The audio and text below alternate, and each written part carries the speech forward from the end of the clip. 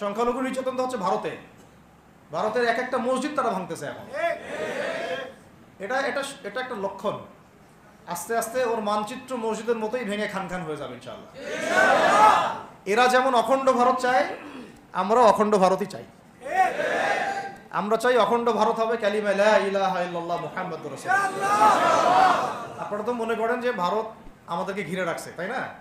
আসলে ভারতকে আমরা ঘিরে রাখছি। এই দিক থেকে আমরা, এই দিক থেকে চায়না, এখান থেকে নেপাল, এখান থেকে ভুটান, এখান থেকে মায়ানমার, এখান থেকে পাকিস্তান, আর তার চেয়ে বাপ আছে আফগানিস্তান। আছে না আফগানিস্তান?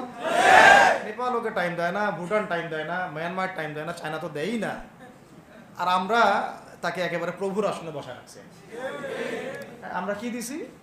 আমরা ইলিশ দেই, আমরা ট্রানজিট দেই, আমরা রেল দেই, আমরা বন্দর দেই, আমরা আর কি দেই? গ্যাস তো দেই মাশাআল্লাহ।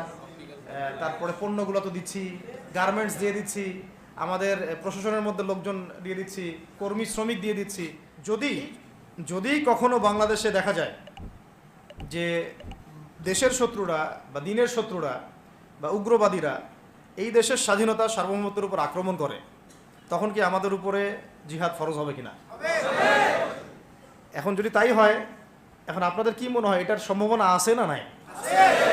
এটুকু ইন্টেলেকচুয়াল অবস্থা তো আপনাদের আছে, এটার সম্ভাবনাও হতে পারে, আজ হোক কাল হোক, হতেই পারে। তখন আমার প্রিপারেশনটা কি হবে সেটা আমাকে এখন জানতে হবে। আর আমরা যদি ইনশাআল্লাহু আজ্জা ওয়া জাল যদি আমরা এটাকে মদিনা রাষ্ট্র বানাতে পারি, এই বাংলাদেশকে যদি আমরা একটা মদিনা রাষ্ট্র বানাতে পারি, ইনশাআল্লাহ কালকে গাজওয়াতুল হিন্দ হবে ইনশাআল্লাহ। ওটার জন্য রেডি আমরা ইনশাআল্লাহ। পাকিস্তানের কাছে কিছুই নাই, আছে খালি 10টা 12টা পারমাণবিক অস্ত্র, তাতেই ভয়ে কাঁপতে থাকে। চায়না খালি একটু ভয় দেখায় যে আগাইলে কিন্তু সিকিম নিয়ে নিব, আগাইলে কিন্তু চিকেন নেক গিলে ফেলবো। চায়নার ওই ছোট ছোট যোদ্ধাদের কাছে যে মাইটটা খায়, আর আমাদের এখানে দেখা যায় যে সীমান্তর মধ্যে একটা কৃষকও যদি সীমান্ত থেকে দূরেও হাল চাষ করে, ওকে গুলি করে মেরে ফেলে। ফেলা নেই? ফেলানির কথা ভুলে গেছেন আপনারা? আমাদের বন্যা, এরকম কতগুলো মানুষকে সীমান্ত হত্যা করে মারা হয়েছে। আজকে গুগলে গিয়ে সার্চ করে দেখেন কতগুলো মানুষকে বিগত 15 বছরে সীমান্ত হত্যা করা হয়েছে। তো এখানে আমাদের স্বাধীনতার প্রশ্ন আসে না? এখানে গণতন্ত্রের কথা আসে না? সার্বভৌমত্বের কথা আসে না? না, বরং তারা ক্ষমতার জন্য ওদের কাছে ইমান বিক্রি করে দিয়েছে। ক্ষমতার জন্য এই উগ্রদের কাছে, মানে উগ্র হিন্দুত্ববাদীদের কাছে ওরা তাদের ইমান, ওদের আমল, ওদের তাকওয়া, ওদের দিন সব বিক্রি করে দিচ্ছে। এই জন্য আমি আগে বলেছি একটা লেকচারে যে আমরা যদি বিরিয়ানি খেতে চাই, আপনি যদি বিরিয়ানি খেতে চান, একটা পাত্র নেবেন কি না? আচ্ছা, পাত্রটা যদি ময়লা থাকে খাবেন? পাত্র অনেক ময়লা আছে, আপনি কি ওইখানেই বিরিয়ানি ঢালবেন? তাহলে খাওয়া শুরু করবেন? সবার আগে আপনি কি করেন? এটাকে ধোন, পরিষ্কার করেন, তাই না? বাংলাদেশকে যদি আপনি ইসলামী রাষ্ট্র হিসেবে করতে চান, আগে এই দেশের মধ্যে যে পয়জনগুলো আছে এগুলোকে দূর করতে হবে। সমস্ত পয়জনকে ধুয়ে সাফ করতে হবে। তারপরে যে খেলাফা বা শরিয়া বা ইমারা যেটাই আসুক, ইমারা এক জিনিস, খেলাফা আর এক জিনিস। আমি এক কথায় বোঝাচ্ছি ইসলামী রাষ্ট্র ব্যবস্থা। ইসলামী রাষ্ট্র ব্যবস্থা যদি ইসলামী রাষ্ট্র ব্যবস্থা তারপরে আসে, জমিন সাফ করার পরে, তখন সেটা সাস্টেইন করবে ইনশাআল্লাহ। আর যদি ময়লার মধ্যেই ইসলামী রাষ্ট্র কায়েম করতে চান, তখন হবে উদাহরণটা এরকম যে আপনি এই নোংরা ড্রেনের মধ্যে নেমে গায়ে সাবান মাখা শুরু করছেন, হাততে কোনো লাভ হবে না, বরং ওই নোংরাই আপনাকে খেয়ে ফেলবে। ঠিক আছে? ডেমোক্রেটিক সিস্টেমের মধ্য দিয়ে যদি আমাদের ভাইরা ক্ষমতা যেতে পারে, যাক না, সমস্যার কিছু নাই।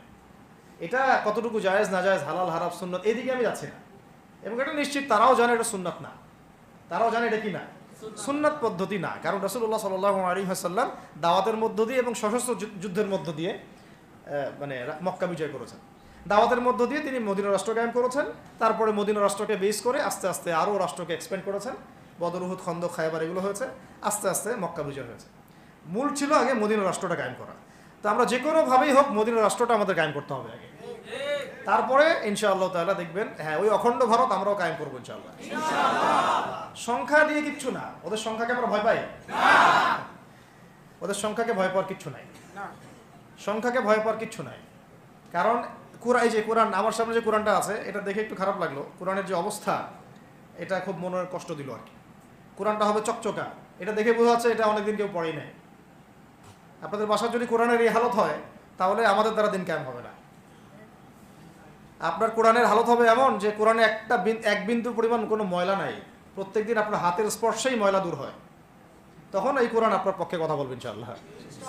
ভাই কোরআনের কাছে চলে আসেন, আর দেরি করেন না, সময় নাই। আল্লাহ পাক সবাইকে কবুল করেন, আমিন। এই মসজিদগুলোকে কাজে লাগান, এখানে তালিমি বৈঠক চালু করেন প্রত্যেক সপ্তাহে। আমি যদি প্রত্যেক মাসে রংপুরে আসি, প্রত্যেক মাসে সময় দেবো ইনশাআল্লাহ। আপনারা এখানে ইমাম ঠিক করেন, খতিব ঠিক করেন এবং ওই যে টিচার ঠিক করেন, করে আপনারা কোরআন শিক্ষার ব্যাচ চালু করেন, কোরআনের তাফসীরের ক্লাস চালু করেন, তারপরে তুলনামূলক আরবি ভাষা শিখেন। মানে এগুলো শিখে নেন তাড়াতাড়ি, সময় না এগুলো, আমাদের হাতে সময় কম। এগুলো আজকে থেকে 10 বছর আগেই শেখা উচিত ছিল, তাই না? কিন্তু আমাদের এই সেকুলার শিক্ষা ব্যবস্থা আপনার জীবন থেকে 20 বছর কেড়ে নিছে।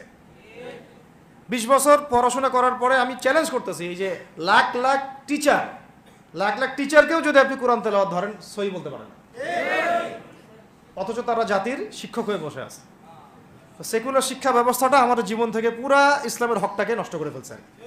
আপনার অধিকার ছিল যে আপনি একজন স্কুলের স্টুডেন্ট, আপনি কোরআন পড়তে পারবেন। আপনি একজন কলেজের স্টুডেন্ট, আপনি কোরআনের তাফসীর করতে পারবেন। আপনি একজন ইউনিভার্সিটি পাস করেছেন, আপনি হাদিসও পড়তে পারবেন, এবারও তো দিতে পারবেন, এরাবও দিতে পারবেন। এটা আপনার হক ছিল, কিন্তু এই হকটা নষ্ট করছে কারা?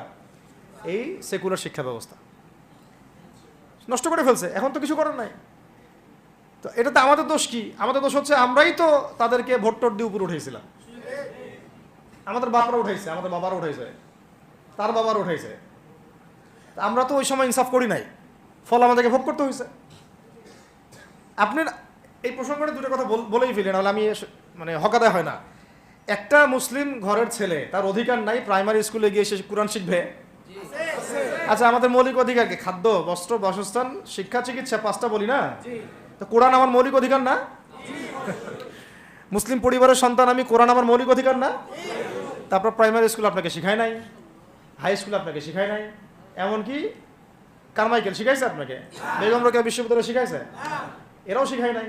এমনকি বিসিএস ক্যাডার হচ্ছেন কোরআন ছাড়াই, ডক্টর হচ্ছেন কোরআন ছাড়াই, ইঞ্জিনিয়ার হচ্ছেনও কোরআন ছাড়াই।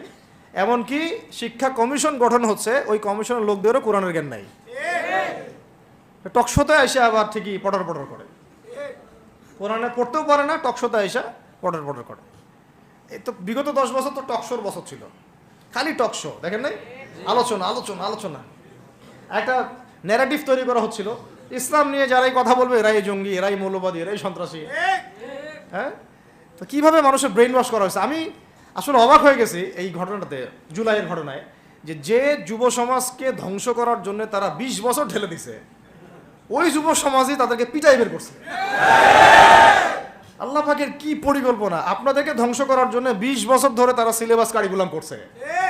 আপনাদেরকে শরৎচন্দ্র পড়াইছে, বঙ্কিমচন্দ্র পড়াইছে, হুমায়ুন আহমেদ পড়াইছে, হুমায়ুন আজাদ পড়াইছে, হ্যাঁ শেক্সপিয়ার পড়াইছে, আর কত কি পড়াইছে। কোরআন পড়তে দেয় নাই, নামাজের স্বাধীনতা দেয় নাই, পর্দার স্বাধীনতা দেয় নাই। আমাদের বোন পর্দা করে পরীক্ষা দিতে গেছে, নেকাব খুলে ফেলা হয়েছে, কি করে নাই। কিন্তু ওই ছাত্র জনতার হাতেই পিটানি খাইতে হয়েছে। আল্লাহ পাকের দেখছেন কি একটা মিরাকেল, আল্লাহ পাকের কি মানে কুদরত, কারিশমা।